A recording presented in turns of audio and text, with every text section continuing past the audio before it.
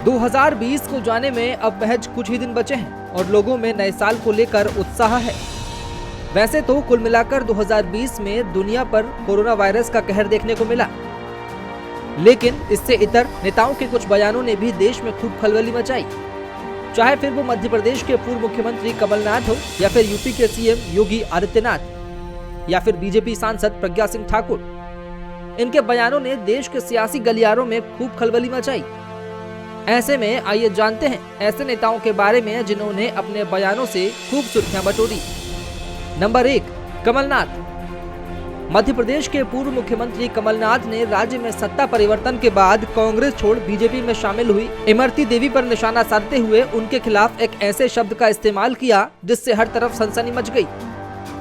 कमलनाथ ने इमरती देवी को आइटम कह दिया, जिसके बाद इमरती देवी समेत राजनीतिक जगत के कई दिग्गजों ने उनके इस बयान पर नाराजगी जाहिर की थी।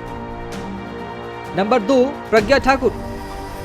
मध्य प्रदेश की राजधानी भोपाल से बीजेपी सांसद प्रज्ञा ठाकुर तो अपने बयानों के चलते हमेशा ही सुर्खियों में छाई रहती हैं। हाल ही में क्षत्रिय सम्मेलन के दौरान भी उन्होंने कुछ ऐसा बोल दिया जिसके चलते वो चर्चा के केंद्र में आ गई। अपने बयान में उन्होंने कहा, हमारे धर्म शास्त्रों में समाज की व्यवस्था के लिए 4 वर्ग तय किए गए हैं। क्षत्रिय को क्षत्रिय कह दो तो बुरा नहीं लगता, ब्राह्मण को ब्राह्मण कह दो तो बुरा नहीं लगता, वैश्य को वैश्य कह दो तो बुरा नहीं लगता, लेकिन शूद्र को शूद्र कह दो तो बुरा लग जाता है। नंबर 3, योगी आदित्यनाथ। अपने दमदार कार्यशैली के लिए मशहूर यूपी के सीएम योगी आदित्यनाथ अपने बयानों को लेकर अक्सर चर्चा के केंद्र में रहते हैं। 2020 में उनके कुछ बयानों को लेकर काफी हल्ला हुआ। नागरिकता संशोधन कानून को लेकर लखनऊ में हुई हिंसा पर बोलते हुए सीएम योगी ने ऐसा बयान दिया जिसके बाद विपक्ष उनकी आलोचना में जुट गया।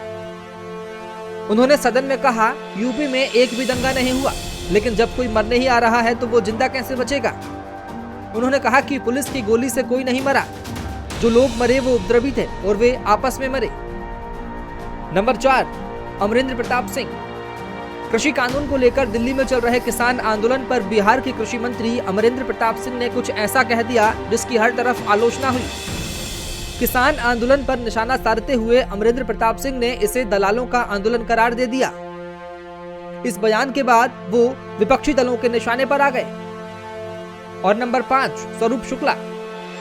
यूपी की योगी सरकार में राज्य मंत्री स्वरूप शुक्ला ने देश के पहले शिक्षा मंत्री डॉक्टर अबुल कलाम आजाद पर विवादित टिप्पणी करते हुए ऐसा बयान दिया जिससे पूरी राजनीतिक जगत में हलचल मच गई। उन्होंने जननायक चंद्रशेखर यूनिवर्सिटी में आयोजित एक कार्यक्रम के दौरान कहा कि देश के पहले शिक्षा मंत्री डॉक्टर अबुल कलाम आजाद में भारत और भारतीयता के लिए जगह नहीं थी। Bureau report.